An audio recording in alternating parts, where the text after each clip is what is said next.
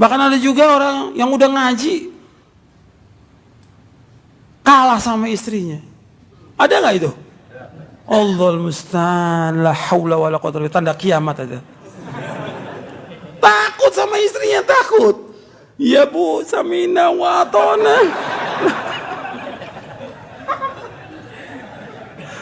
Ini kejadian, katanya udah ngaji. Istrinya alhamdulillah juga udah ngaji pakai cadar. Kok suaminya takut? Gimana manfaat? Nggak manfaat, ngajinya nggak manfaat. Para sahabat hidupnya nikmat mereka. Mereka terus ibadah kepada Allah, mereka kerja, mereka usaha, mereka dagang, mereka mencari nafkah. Mereka nggak mempertukarkan hawa nafsu untuk berutang. Kalau betul-betul terpaksa, baru mereka utang. Tapi mereka tepat janjinya, nggak seperti sekarang. Waktunya bayar utang, afwan ya akhi, afwan. Saya nggak perlu afwan, saya perlu duitnya. Afwan. Bulan depan afwan lagi. Saya nggak mau dibayar dengan afwan, saya mau dibayar pakai uang. Antum pinjam uang kan sama saya, bayar dengan uang, bukan dengan afwan. Jadi kita nih sebenarnya kalau kita lihat, baca juga kadang-kadang nggak tiap hari baca. Baca sedikit sudah capek, sudah lelah, udah ngantuk gitu. Jadi sepotong-sepotong. Nuntut ilmunya sepotong-sepotong, bacanya sepotong-sepotong. Maka jadinya pun sepotong-sepotong. Jadi antum nih jadinya sepotong-sepotong. Nggak jelas sudah. Ikut sunnah atau bid'ah nggak tahu kita. Sepotong-sepotong. Karena bacanya juga sama seperti itu. Ustadznya juga sebagian sama gitu juga. Sibuknya dengan ceramah, baca baru 1 jilid kitab udah ceramah gitu. Dulu para ulama baca ratusan jilid kitab, terus baca tiap hari siang malam baca. Ini enggak, baca terus karena kita harus sibuk dengan ilmu, kemudian sibuk dengan amal. Cari nafkah tetap wajib, cuma kan kita disibukkan dengan berbagai macam ini oleh dunia. Kalau kita rukun imannya ada 6, rukun iman kita ada 6. Benar nggak nih? Rukun iman kita ada 6.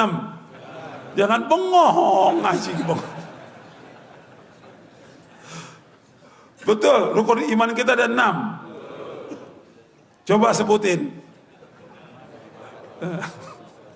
Iman kepada Allah, malaikat, kitab-kitab, rasul-rasul, iman kepada yaumul akhir, iman udah takdir baik dan buruk. Kalau kita nggak mengikuti kiai ajengan, terus kita ngikutin siapa?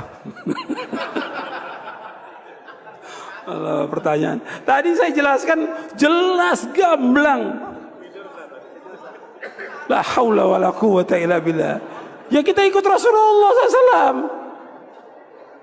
Kan nanti dikubur ditanya siapa? Ditanya kiai kamu siapa enggak? Enggak ditanya man rabbuka wa man nabiyuka wa ma dinuka. Ditanyakan siapa Rob kamu? Siapa nabi kamu? Nabi saya kiai fulan. Nabi saya ajangan enggak ada. Siapa nabi kamu? Siapa nabinya? Muhammad sallallahu alaihi wasallam. Yang kita ikut disuruh oleh Allah apa? Ikutin Nabi Muhammad sallallahu alaihi wasallam. Sekarang Nabi sudah meninggal. Kan ada keterangan di hadis Nabi tentang sunnah-sunnah Nabi. Ada Sahih Bukhari, Muslim, Abu Daud, Tirmidzi. Ini semua sabda Rasulullah SAW. Nabi bersabda sallallahu alaihi wasallam. Tinggal kita ikuti dan perbuatan dijelaskan. Saya ditegur oleh ikhwan karena di motor saya tidak ada stiker roja.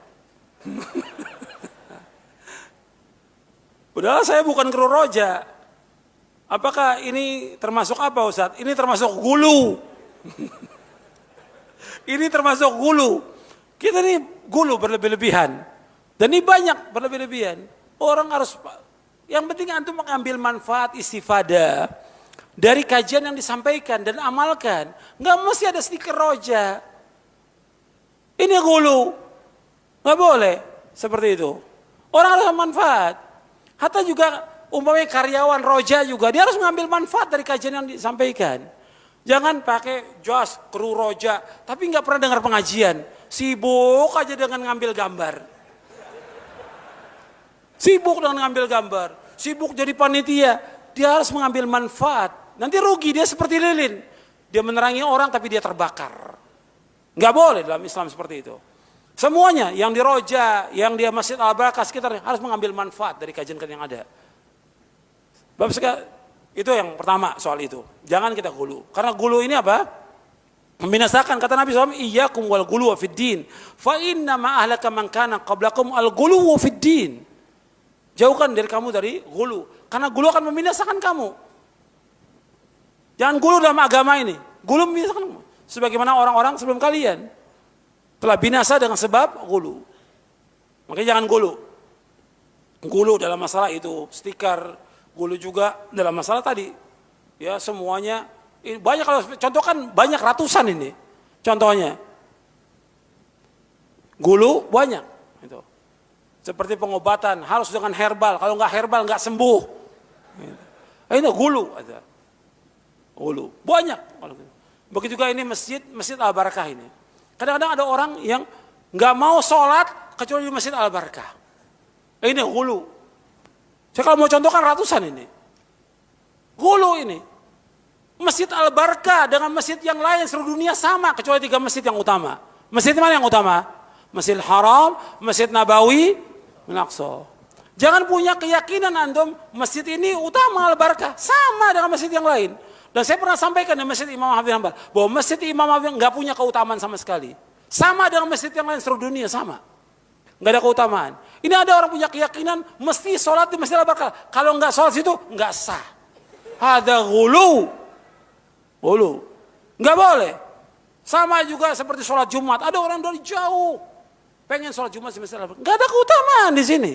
Sama dengan kalau kita mau cari sunnah banyak masjid yang lain yang juga yang sunnah. Nggak mesti di tempat ini. Kalau kebetulan ada pengajian di sini nggak apa-apa untuk datang karena mau ngambil ilmu, nimba ilmu. Nggak ada masalah. Hatta keluar kota untuk nimba ilmu nggak ada masalah. Tapi mengatakan niat dari rumah bahwa masjid ini punya keutamaan lebih dari yang lain, ini ghulu, nggak boleh dalam Islam. Sama dengan masjid yang lain. Fadilahnya, ganjarannya sama dengan masjid yang lain. Jangan sampai ghulu kita. Kalau ghulu nanti bahaya kita. Jadi kita harus betul-betul, saya ulangi tadi, kita harus ngambil manfaat dari ilmu. Manfaat dari ilmu, semuanya. Dan juga saya ingatkan nih, semua yang ada sekitar Roja ini banyak nih, di Kampung Tengah ini. Orang manfaatkan apa? Jual belinya, dagangnya. Yang dagang-dagang sekitar Roja ini nggak ngaji pada. Yang penting dapat untung duit, tapi nggak dapat istifadah dari ilmu yang diajarkan. Rugi dia. Dunia nggak ada arti apa-apa. Tapi bagaimana kita tinggal di dekat Roja bisa mengambil ilmu istifadah. Hatta antum tinggal di mana pun bisa mengambil istifadah dengan ilmu. Belajar talabul ilmi syar'i. Bagaimana kalau suami dia sangat semangat untuk dagang, tapi nggak semangat untuk ngaji? Ini keluhan seorang istri ini. Mungkin banyak yang seperti ini. Kalau cari duitnya semangat, kalau ngajinya nggak semangat, banyak. Banyak orang yang dekat aja kadang-kadang, dekat masjid yang ada pengajian nggak sampai. Saya pernah cerita di Masjidil Haram, itu orang-orang yang dekat Masjidil Haram itu kan banyak perdagangan. Di sekitar Haram itu kan banyak orang dagang. Tapi yang dagang-dagang itu nggak pernah sampai ke Masjidil Haram. Kakinya tuh berat itu mau melangkah ke Masjidil Haram. Sholatnya di mana mereka? Depan tokonya. Ini bukti nyata ini. Sholat depan tokonya. Padahal dia hanya berapa langkah ke Masjidil Haram, nggak sampai. Sibuk dengan dunia dia. Maka diingatkan. Dia harus mengambil ibadah terus, istifadah. Kayak di sini tadi saya contohkan. Yang buka toko, dia sampai mungkin untuk sholat 5 waktunya sampai dia ke sini. Tapi untuk ngajinya nggak sampai dia. Ada nggak? Ada yang seperti itu. Maka harus diingatkan. Jadi ketika suami yang seperti itu diingatkan dengan cara yang baik. Pak, saya sudah cukup dengan bapak dagang dan alhamdulillah dagangan itu laris. Cukup udah. Sekarang kita ngaji, kita nuntut ilmu, kita baca Quran, kita mengamalkan, kita bangun tengah malam.